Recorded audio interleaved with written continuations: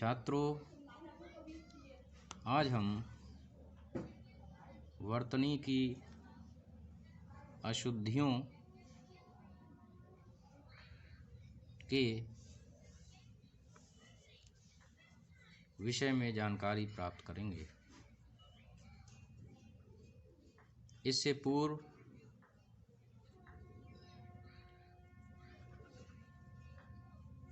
अशुद्धियों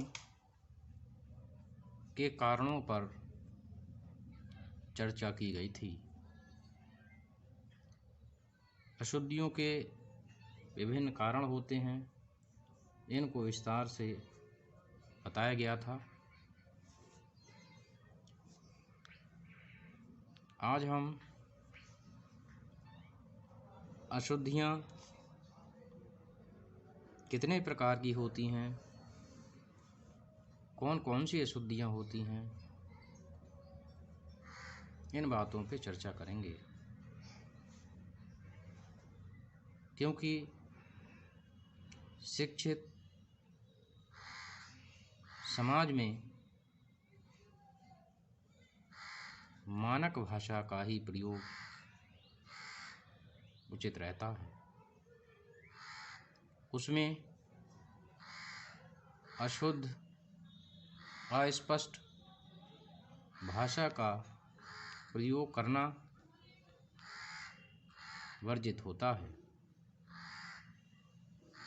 तो इस पर ये महत्वपूर्ण प्रश्न बनता है छात्रों, वर्तनी की अशुद्धियाँ भाषिक संरचना की आत्मा का हनन करती हैं, इस विषय को स्पष्ट कीजिए। ये अत्यंत महत्वपूर्ण है, तो आज हम इसके विषय में चर्चा करेंगे। मानक भाषा परिष्कृत एवं परिमार्जित होती है।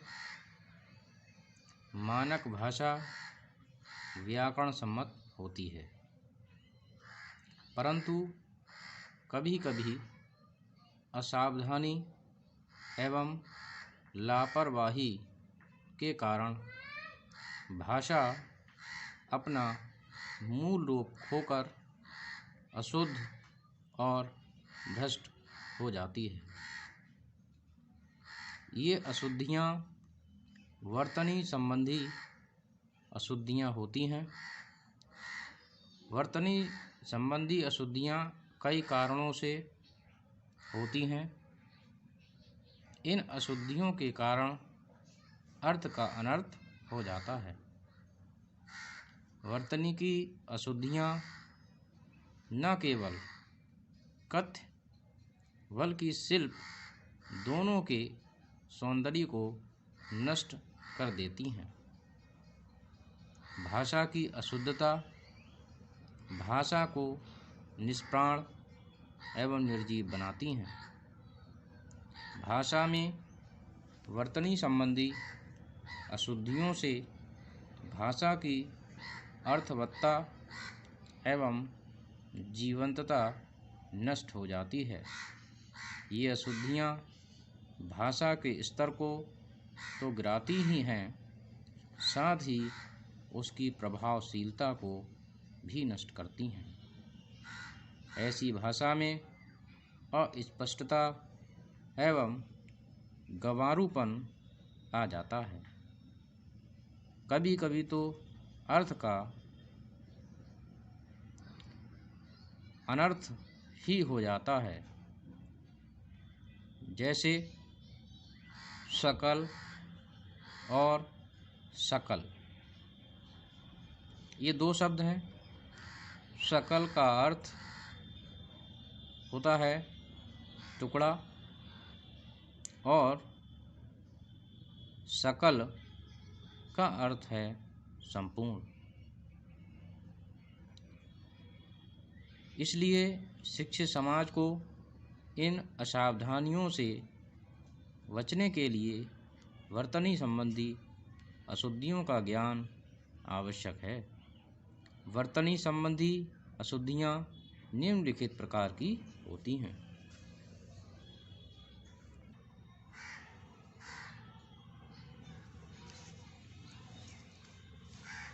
वर्तनी संबंधी अशुद्धियों के प्रकार पर अब हम चर्चा करेंगे।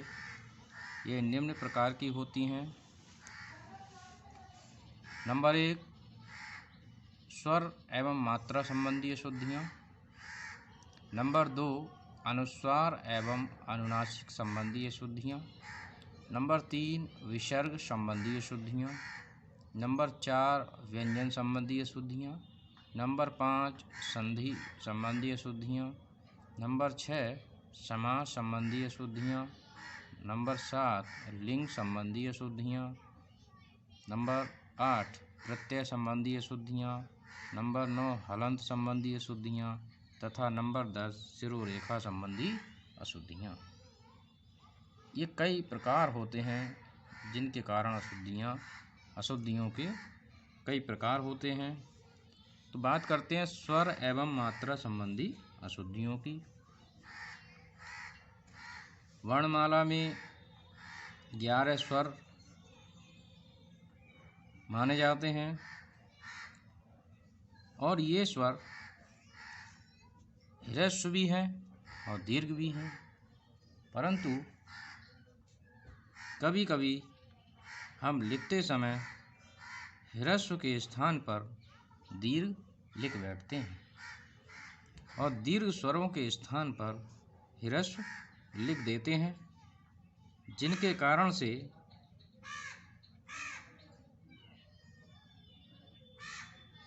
अशुद्धियों का जन्म होता है। ये अशुद्धियाँ स्वर संबंधी अशुद्धियाँ कहलाती हैं। इसी प्रकार मात्राओं का ध्यान भी कभी कभी नहीं रखते हैं, लापरवाही करते हैं, असावधानी बरतते हैं। यही कारण है कि जहाँ ई की मात्रा लगनी चाहिए वहाँ दीर्घ ई की मात्रा लगाते हैं, जहाँ ऊ की मात्रा लगनी चाहिए वहाँ ऊ की मात्रा लगा देती हैं और इसका परिणाम होता है अशुद्धियों का जन्म।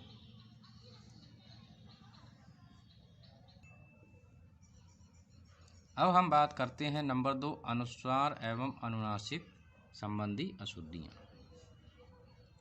अनुनासिक को एक बिंदी के द्वारा प्रदर्शित किया जाता है और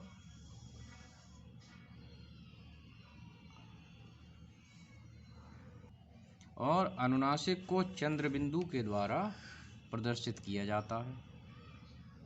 कभी कभी लापरवाही के कारण से हम अनुस्वार एक बिंदी के स्थान पर चंद्र बिंदी का प्रयोग कर बैठते हैं, जिस कारण से अशुद्धि उत्पन्न हो जाती है। जैसे हमें लिखना है गांधी, तो शुद्ध अगर लिखेंगे तो इस पर अनुस्वार का प्रयोग करेंगे, अर्थात एक बिंदी का प्रयोग करेंगे, न कि चंद्र बिंदी का। अब हम बात करते हैं विसर्ग संबंधी अशुद्धियाँ।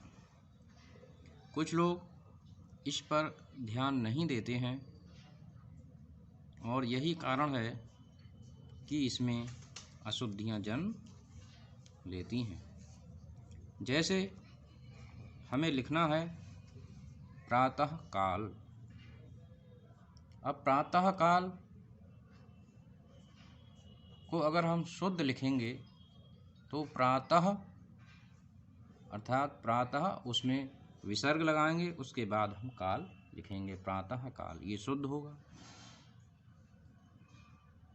इसी प्रकार से हमें लिखना है अधः पतन, तो अध लिखने के बाद विसर्ग लगाएंगे, फिर पतन लिखेंगे।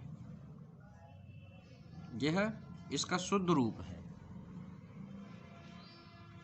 अब हम बात करते हैं व्यंजन संबंधी अशुद्धियों की। कुछ लोग व्यंजन संबंधी अशुद्धियाँ भी करते हैं, जैसे ड़ को ना लिख देते हैं, वा के स्थान पर बा लिख देते हैं, बा के स्थान पर वा लिख देते हैं, या के स्थान पर जा लिख देते हैं।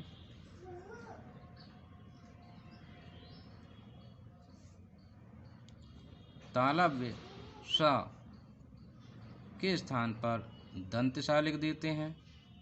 मूर्धन्य सा के स्थान पर दंत सा लिख देते हैं।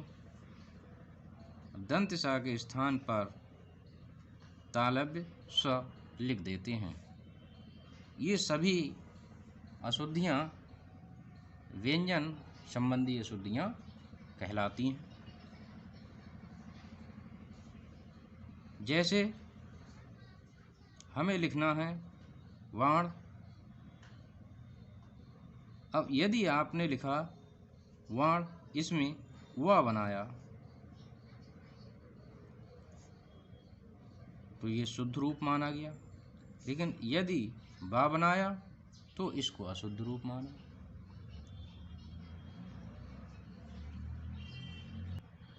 अब बात करते हैं हम संधि संबंधी अशुद्धियों की। कुछ लोग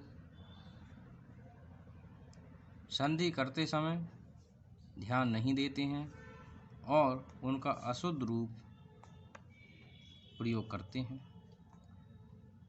जैसे सु धन आगत, इसको अगर आप संधि करेंगे तो सही इसका रूप स्वागत होगा, लेकिन कुछ जगह या कुछ लोग स्वगत प्रयोग कर लेते हैं, जो गलत है।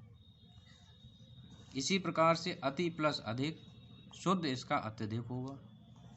इस प्रकार अनेक शब्द हैं जो संधि संबंधी अशुद्धियों को दर्शाते हैं।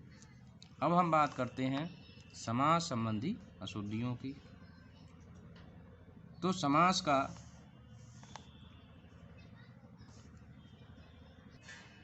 जैसे यदि हम योग राज बोलते हैं या लिखते हैं तो ये शुद्ध रूप है।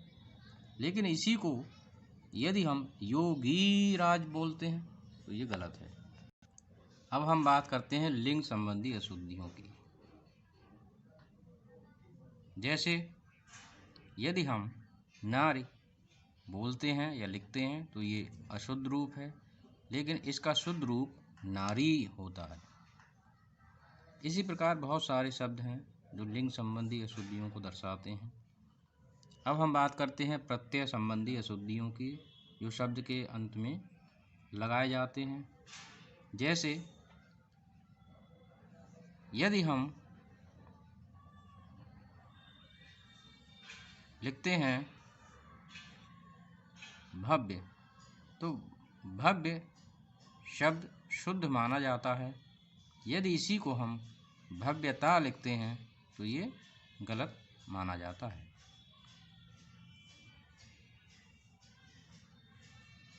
अब हम बात करते हैं हलंत संबंधी अशुद्धियों की। जैसे एक शब्द है सत,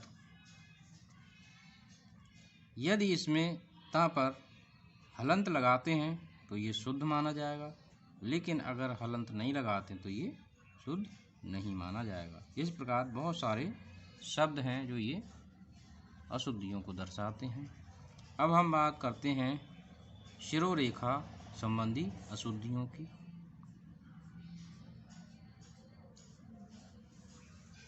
शिरोरेखा वर्ण और अक्षरों के ऊपर लगाई जाती है। जैसे यदि शब्द लिखना हमें खाली, यदि शिरोरेखा खा और ली दोनों पर है तो इसका अर्थ होता है रिक्त। लेकिन यदि हमने शिरोरेखा से इन दोनों को नहीं जोड़ा और खा को अलग कर दिया, ली को अलग कर दिया, तो ये क्रिया बन जाती है, तो इसमें अंतर आ जाता है। इस प्रकार छात्रों, ये कई प्रकार की अशुद्धियां हैं जिनका हमें ज्ञान होना परम आवश्यक है। और मैं समझता हूँ कि आज आपने इस विषय को समझा होगा। धन्यवाद।